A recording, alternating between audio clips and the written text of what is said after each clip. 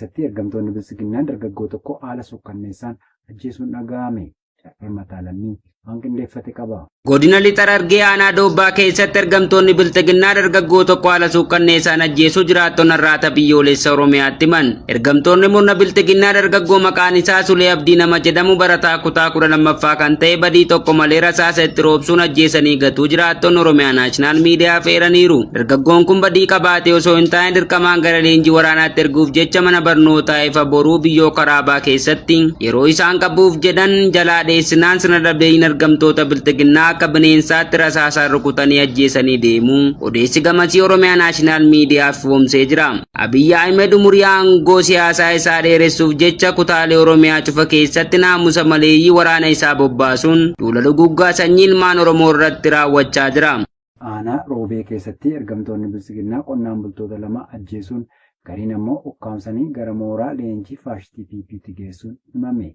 Badheenasaaf Jalurgufaa Diinaa. Godina Arsii aanaa Roobee keessatti ergamtoonni bilisiginnaa qonnaan bultoota lama ajjeesuun garii ammoo ukkaamsanii gara mooraa leenjii sirnichaatti geessuun maddeen ONM ifoomsan. Ganda Saddeeqaa Qarsaa jedhamu keessatti gaafa Hagayya 2026 maqaa hariiroo waraana bilisummaa Oromoo qabdu jedhuun qonnaan bultoota maqaan isaanii obbo Ullee Sultii Abbaa ijoollee 7 kan ta'ee fi obbo Gosaa kanneen jedhaman mana jireenya isaaniitii qabuun rasaasa itti roobsanii ajjeesuun bakkee keessatti gatuun maddeen har'aata biyyoolessa Oromiyaatti himaniiru.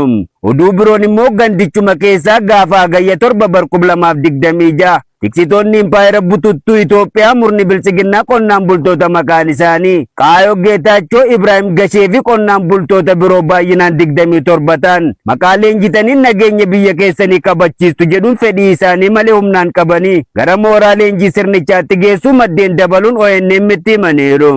Ummata Oromoo afaan qawween cafaqee garbummaa jalatti bulchuu kan barbaadu murni bilisiginnaa buleewwan Oromiyaa cufa keessatti hidhattoota gara jabeeyyii fi naamusa hin qabne akkuma fedhetti bobbaasuun hawaasa meeshaa maleeyyii irratti duguggaa sanyii raawwachiisu itti fufee jira.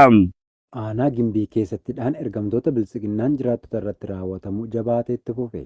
Gabaasa qindaa'eef Jaalamartii Oromoo. Godina Lixa Wallaggaa aanaa Gimbii keessatti ergamtoonni bilisiginnaa hidhaa jiraattota irratti raawwatan jabeessanii itti fufuu jiraattonni arraata biyyoolessa Oromiyaatti himan. Namoota qabaman keessaa kanneen maqaan isaanii nu ga'e Aadde Askaaluu Baqqalaa, dargaggoo Taadii Tasfaayee, obbo Horee Obsaa fi namoota biroo hedduu ta'an qabanii hidhaniiru. Jiraattonni ONM'tti akka himanitti murni bilisiginnaa hawaasa hojii isaa irra jiru badii tokko malee maqaa waraana bilisummaa Oromoo waliin hidhata qabda jedhuun qabee reebicha ulfaataa qaama miidhu irratti raawwachaa jira. Akkasumas harka duubatti hidhuun gara mana hidhaatti geessaa jiraachuu jiraattonni gandichaa himaniiru. Aanaa Horroo Bulluq keessattidhaan hawaasa nagaa irratti raawwatamu cimee itti fufe. Utuu gabaasa kanaaf Godina Horroo Guduruu Wallaggaa aanaa Horroo Bulluq ganda Abbillee Iguu bakka addaa Obirraa jedhamu keessatti loltoonni faayistii PP gaafa Hagayya 7 2026 maatii tokko keessaa namoota afur ukkaamsuun hidhaatti darbatan. Namoonni qabamanii hidhaman keessaa muraasni maqaan nuge Gurmeessaa Bashaa yookaan Abbaa Manaa, Dinqee Dhugaasaa yookaan Haadha Manaa, Bashee Gurmeessaa fi Shishii Gurmeessaa jedhaman lafa isaan gaddataa jiranii qabuun mana hidhaatti akka darbatan jiraattonni gandichaa himaniiru. Namoota kanneen ergaa ukkaamsanii booda bakka waraanni bilisummaa Oromoo jirutti nu geessuu qabdu jechuun guyyoota lamaaf bakkee keessa ergaa joorsaa oolanii booda magaalaa Saqalaatti geessanii akka hidhan ibsameera. Murni bilisiginnaa loltoota dirree irratti hamilee hin qabne kanneen qaama isaanii lolu dhiyeessanii qeetti deebi'uun maatii qabsaa'otaatti roorrisan bobbaasuun jireenya uummata nagaa dukkaneessee abdii jireenyaa dhorkuu irratti argama. Nageenyi Armeeniyaa fi Azerbaajaan waliigaltee taasifameen waggaa tokko booda mul'ataa fi qabatamaadha jedhee Paashiniyaan yaadannoo Oromiyaa dabalata qaba. Ministeerri muummee Armeeniyaa Nikool Paashiniyaan sanbata kaleessaa nageenyi waggaa tokko dura Armeeniyaa fi Azerbaajaan gidduutti uumame mul'ataa fi qabatamaadha jechuun waliigaltee Hagayya 8 bara 2025 biyya isaaniif jijjiirama seena qabeessa jedhan. Amma Armeeniyaan yaa'ii biyyoota sadii Waayit Haawusitti geggeeffamee jiru pireezidaantii Ameerikaa Doonaald Tiraamp waliin yaa'ii nagaa jechuun labsii waloo gama kanaan mallattaa'e ammoo labsii nagaa jechuun waamtii jedhan.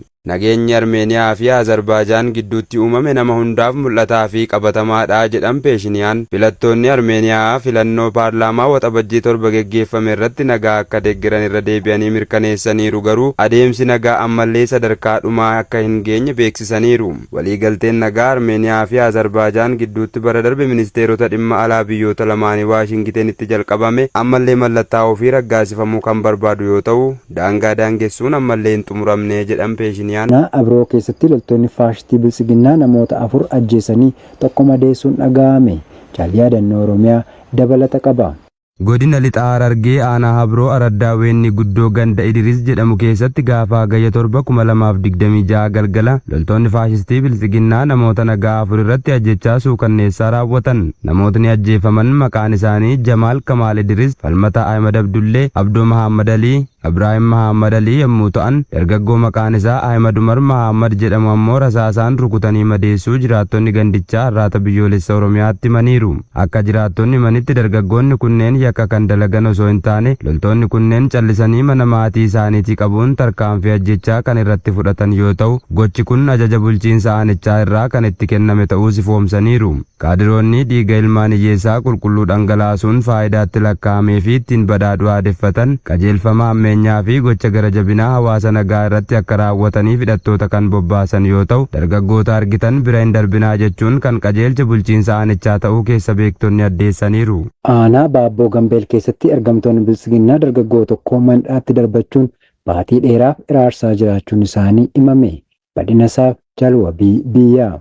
Godina Lixa Wallaggaa aanaa Baabboo Gambeel ganda Kutaallaa Qussii jedhamee waamamu keessatti sirna dableeyyiin waraana Biltsiginnaa dargaggoo maqaan isaa Biqilaa Guuttataa jedhamee waamamu badii tokko malee mooraa leenjii milishaa deemuu didde jechuun reebicha ulfaataa irratti raawwachuun waajjira poolisii aanichaa keessatti baatii 4 oliif hidhanii iraarsaa jiraachuu jiraattonni magaalichaa har'aata biyyoolessa Oromiyaatti himaniiru.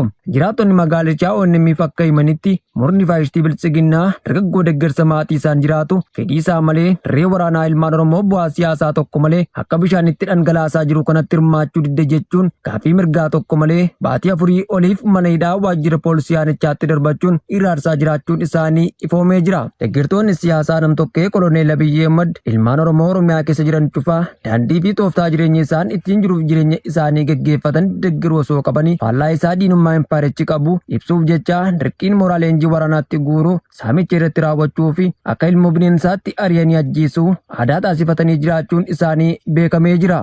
Aanaa Limmuu Saqqaa keessatti lagni arjoo dhidheessaa guutee dargaggoota nyaachuun himame. Guutuu gabaasa kanaaf Jaalorgufaa Diinaa. Godina Jimmaa aanaa Limmuu Saqqaatti hagayya 8 2026 lagni arjoo dhidheessaa dargaggoo tokko liqimsuu jiraattonni himan. Lagni kun lafa jallisii oomisha qonnaa bonaa fi gannaaf kan tajaajilu kan qabu yoo ta'u, qonnaan bultootni oomishaa fi oomishtummaa isaanii irratti hojjechaa turuu dubbatu. Haa ta'u malee baatiiwwan muraasa dura murni aangoo irra jiru Biltsiginnaan piroojaktii humna ibsaaf oola jechuun laga kana hidhanii bishaan kuusuun oomisha qonnaan bultootaan mancaasaa jiraachuu fi laficharraa buqqisaa turaniiru.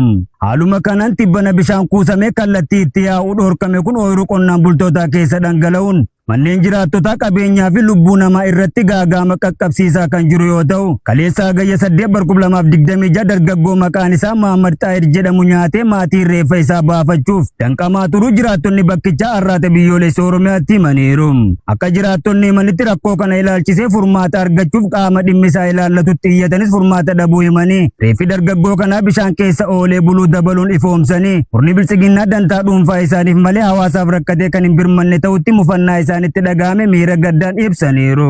Qonnaan bultootni kunniin dabaluun yeroo ammaa kana rakkoo gama hidha bishaan dhidheessaa nurra gaheen mana jireenyaa keenya keessaa baanee bakkee onaa keessatti sharaa hidhannee galaa jirra jechuun ibsaniiru.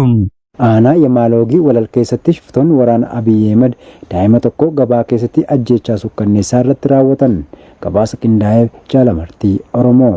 Godina Qellem Wallaggaa aanaa Yamaaloogii walal ganda Kaallii Kaantii jedhamtu keessatti adoolessa 31/2026 shiftoonni waraana Biltsiginnaa kanneen raayyaa ittisa biyyaa ofiin jettu obboleessa keetu miseensa wobooti akkasumas eeruu kennitaaf jechuun barataa kutaa 7 maqaan isaa Mararaa Girmaa Tolasaa jedhamu haala nama surruun rasaasa itti roobsanii ajjeesu jiraattonni gandichaa arraata biyyoolessa Oromiyaatti himan. Akka jiraattonni ONM'f gabaasanitti loltoonni faashistii bilxiginnaa kunneen torban dura daa'ima kana qabanii magaalaa Gabaaroobii jedhamutti hidhanii gidirsaa turuu fi achirraa baasuun gara bakka dhaloota isaa magaalaa Tajjoo jedhamutti geessanii firaa fi maatii walitti qabuun ija maatii fi hawaasaa duratti bakka gabaa yookaan marfata irratti ajjeesanii deemuu dubbatu. Dabalataan gara jabeeyyiin loltoota faashistii bilxiginnaa kunneen barcuma aangoo namtokkee Abiyyi Ahimadiin tiksuuf halkanii fi guyyaa ifaajjan kunneen godinicha keessatti gochoota rifaasisaa kana irra deddeebiin raawwataa kan jiran yoo ta'u, uummata Oromoo goleewwan Oromiyaa mara keessatti argamaniin sagalee nuuf ta'aa jechuun ONM'tti dhaamanii jiru. Mana barumsaa Taayilaanditti erga shamarreen tokko ajjeefamteen booda lakkoofsi namoota rasaasaan du'anii gara 9tti ol guddate. Caalsa baafan waggaarii waan qindeeffate qaba.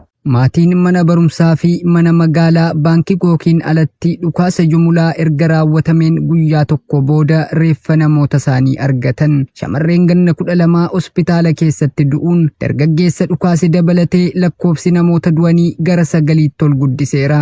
Mucaan mana barumsaa ganna 14 jimaata darbe sa'aatii 10tti mana barumsaa Deebisiriin Nootaambuurii aanaa Baangikirwaayii bulchiinsa Nootaambuurii kaaba dhiya magaalaa guddoo Taayilaanditti argamutti dhukaasa banee osoo ajjeefamiin dura. Reeffi 8 hojjettoota mana barumsaa 5 nama leellaa raawwate jedhamee fi akaakayyuun isaa hanga kaleessaa waaree boodaatti Inistituutii Qoricha Fooreniskii Baangikook irraa walitti qabameera. Hojjettoonni balaa tasaa saanduqa du'aa baasanii ambulaansii sirna awwaalchaaf gara magaalaa dhaloota isaaniitti isaan geessutti fe'anii jiru. Sanbata kaleessaa namoonni 14 hospitaala kan jiran yoo ta'u, isaan keessaa 7 haala yaaddessaa keessa akka jiran ministeerri fayyaa hawaasaa beeksiseera. Namoonni madaa'an irra caalaan isaanii umuriin isaanii waggaa 12 hanga 14 gidduutti argamu. Hoogganaan dhaabbatichaa AFP'tti akka himanitti namoonni miidhaman irra caalaan isaanii garaa yookaan mataa dabalatee naannoo barbaachisaa ta'etti madaa qawwee tokkoon lubbuun isaanii darbe. Taayilaanditti waggoota darban keessa taateewwan dhukaasa jumlaa mudatanii jiru. Ji'a Guraandhalaa keessa kibba Taayilaandii kutaa Haatiyaayii keessatti namni qawwee hidhate mana barumsaa tokkotti dhukaasa banuun barsiisaa tokko du'ee barataan tokko madaa'ee ture. Onkoloolessa bara 2022 keessa poolisiin duraanii tokko bulchiinsa Noongibu'aa Laampuu keessatti aleellaa qawwee fi cuuphee raawwatameen daa'imman dabalatee namoota 10 hedduu ajjeesee jira.